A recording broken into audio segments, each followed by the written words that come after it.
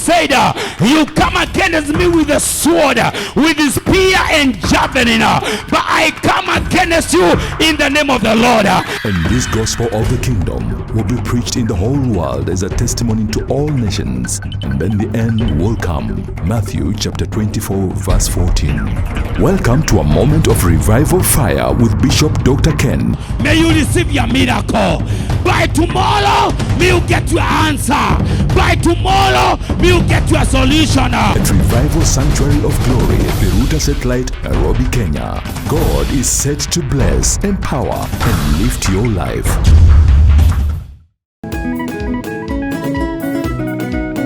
We have winners in the house. We have winners in the house. When you see me dance, I dance like a winner man. When you see me dance, I dance like a winner man.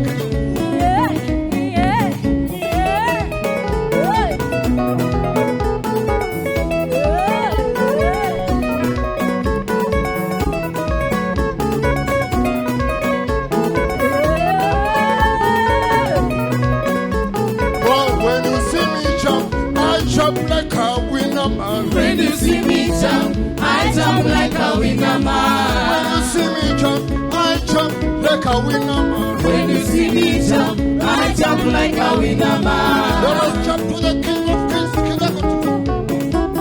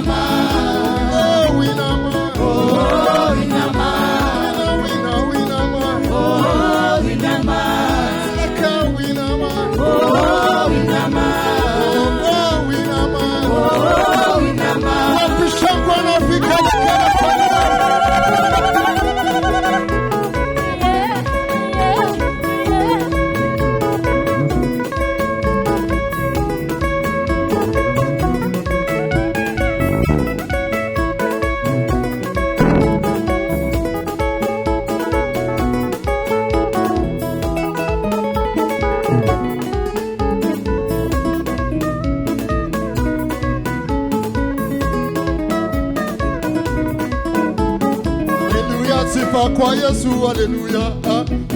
Haleluya, sifa kwa Yesu, haleluya. Mimi siwezi kuacha kamwe kukuimbia. Baba, siwezi kuacha kukuimbia. Haleluya. Haleluya, sifa kwa Yesu, haleluya. Ninasema tena. Haleluya, sifa kwa Yesu, haleluya. Mimi siwezi kuacha kamwe kukuimbia. Mimi siwezi kuacha kamwe kukuimbia.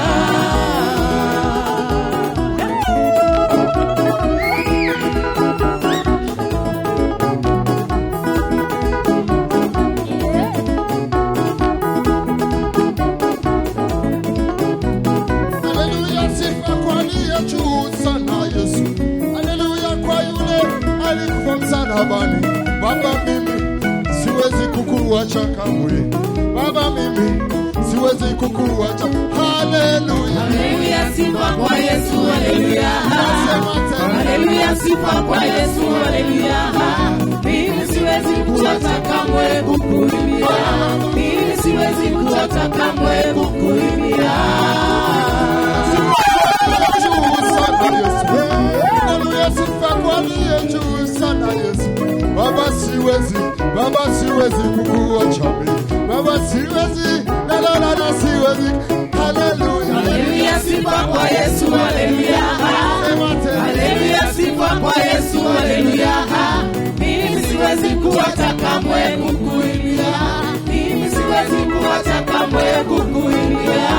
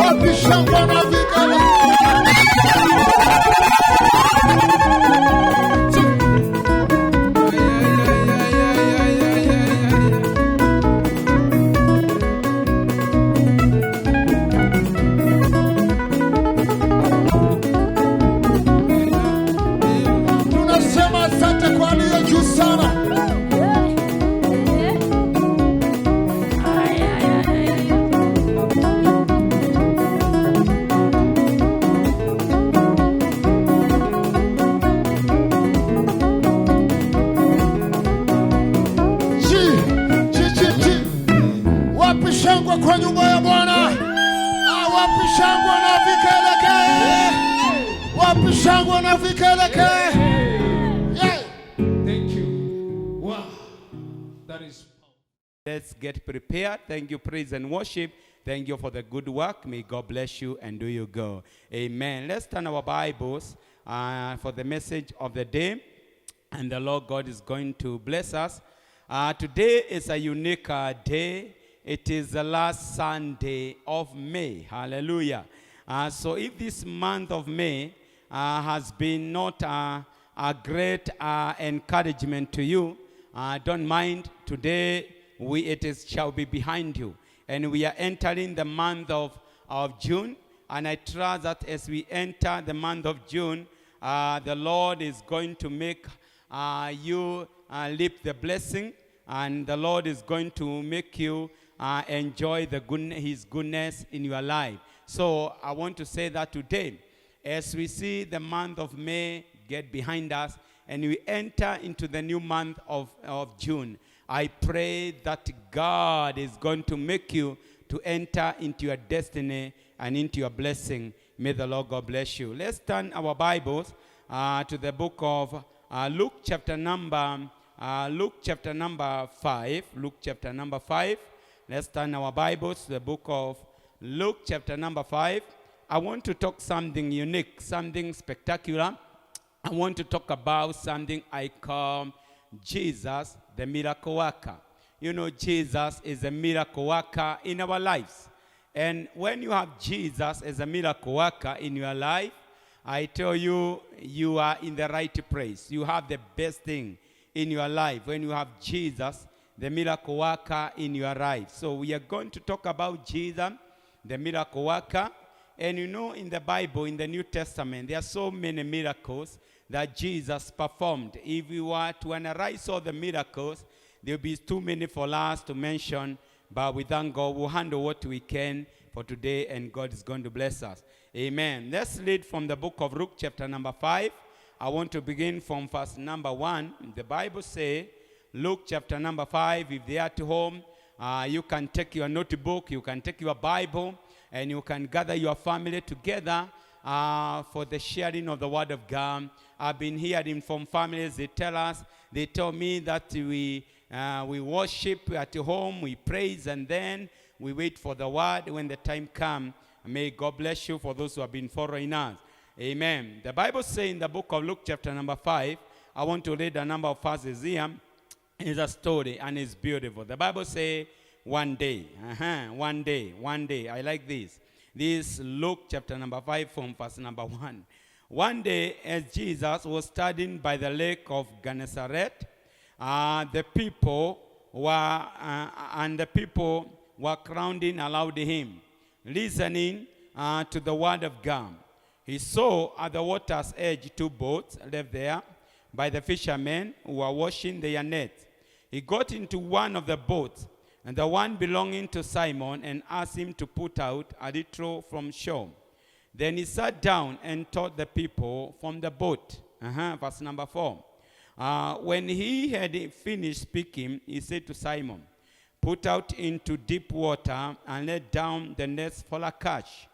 Simon answered, "Master, we have worked hard all night and haven't caught anything. But because you say so, I will let down the net." When they had done so, they caught such a large number of fish that their nets began to break. So they signaled their partners in the other boat to come and help them. And they came and filled both boats, so full that they began to sink.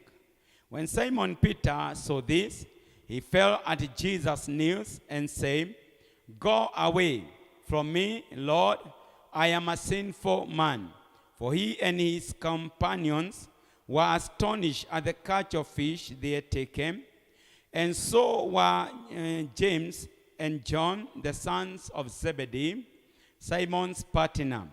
Then Jesus said to Simon, "Don't be afraid. From now on you will fish for people."